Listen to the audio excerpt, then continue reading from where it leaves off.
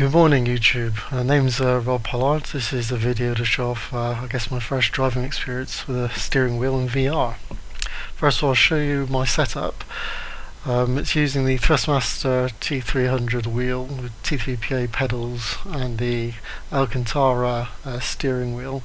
My setup's a little bit sort of ad hoc. I'm using a belt there to hold the pedals in, and I'm using various bits so I've actually got in my flat. I have ordered a proper driving stand for it, and that should be arriving later. But for this video, we're going to be using this setup. So that's the steering wheel. Let's show you the car I'm going to be driving. I'm going to be driving the BMW Z4 GT3 on the Borneo track. I like the Z4, it handles well, it doesn't really get you into trouble, and it kind of suits my driving style. So anyway, let's get in with the race. Now before we start, I just want to show you around the cockpit, and this is something VR has which you don't get on a flat screen TV. I'm actually in this car, I'm not looking at a 2D representation, I'm actually physically in it as far as I'm concerned. Though admittedly there I've just stuck my head through the window. But notice I can completely look around my cockpit. It's like I own my very own BMW car, and it really feels like you're there in this car, and that's something you just don't get with a 2D screen, and it does help with driving, funnily enough. Anyway, enough wittering, let's get on with the race itself. So here we go. Now this car, it has a clutch like most sports cars, but it tends to only be used on the start line, and as you see there I definitely need a lot more practice with clutch starts, but I say this is my first race with the pedals, so it's going to take me a little bit of time to get used to things. Now racing in VR is such a step up from racing on a screen. Even though the resolution is a lot lower, you have real depth, real 3D, it feels like you're there, and that makes a huge difference in terms of immersion, which is why I don't think I'll ever drive, at least on a simulation, on a 2D screen ever again, because it's just so exciting to be in a car whizzing down these tracks, and your mind thinks it's all pretty much real, which is good. Now the steering wheel, what I have found is it has made my driving a lot smoother, and that's compared to the joypad, and that's because you have a much greater range of movements. You can make a lot of finer adjustments to your driving. But the other advantage of the steering wheel is oh, tire went through my window there, that would probably end my racing life. But the other advantage of the steering wheel is it provides force feedback, and we're not talking about the generic kind of rumbly feedback you get through a joypad. It's real dynamic force feedback. I can feel the virtual road through the steering wheel. I can feel what the car is doing. I can feel it understeering. I can feel it oversteering. And it's all these cues that make driving actually easier, because you can feel what's really happening to the car. Now, having a controller that is very similar to the controller you're using virtually really helps add with the immersion, especially when the in-game controller matches your real controller precisely. So if you look at the top right at my real steering wheel, and by the way, I'm not naked. It might look like I'm driving naked, but I'm not. It's just really hot. I have some shorts and a t-shirt on. It's just the Vive's camera view doesn't make it look like I'm naked. So let's get that out there. I'm definitely wearing clothes.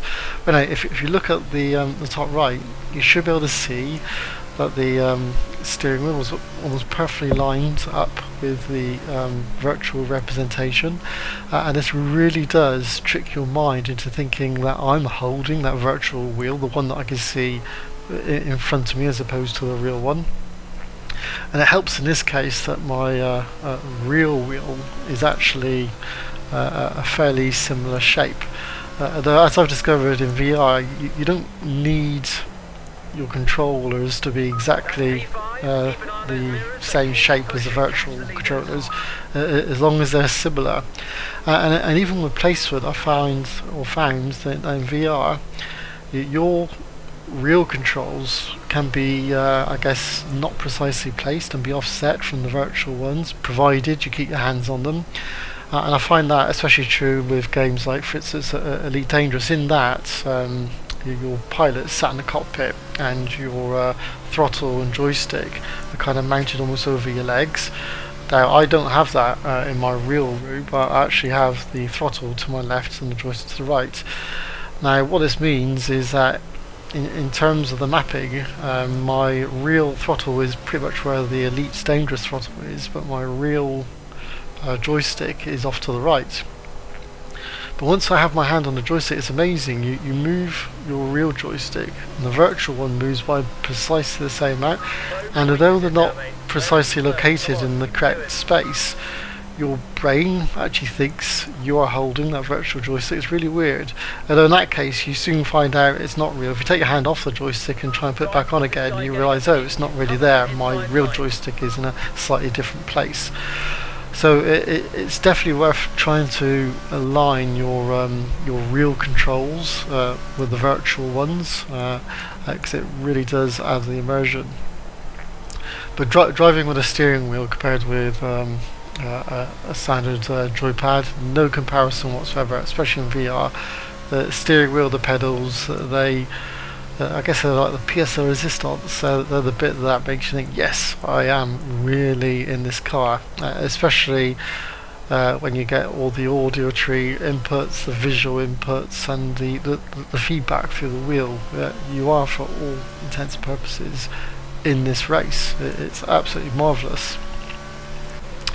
So if you're thinking of racing in VR, then yes, I can highly recommend that you get a wheel.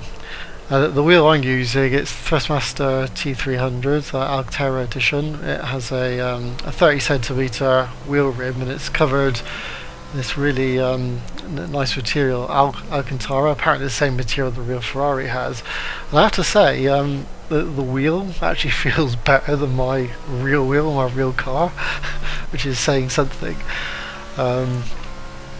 And although I guess it's smaller than a road car, in this case it's actually exactly the same size as the virtual wheel, if you compare the picture top right with the picture at the bottom. Now I'm trying to race here without hitting things and so forth. It's quite difficult to do, because the AI in project cars can be a little bit hairy. That and the fact that my driving's really pants as well doesn't really help. But this race was pretty close. I kind of started at the back of the field and worked my way up the grid. And here I've just managed to wang away into first place and crosses the finish line, and it's a win. And I even wave my hands up in the air as a win. And the steering wheel makes it that much easier. Anyway, if you like the video, and thank you for watching. Bye.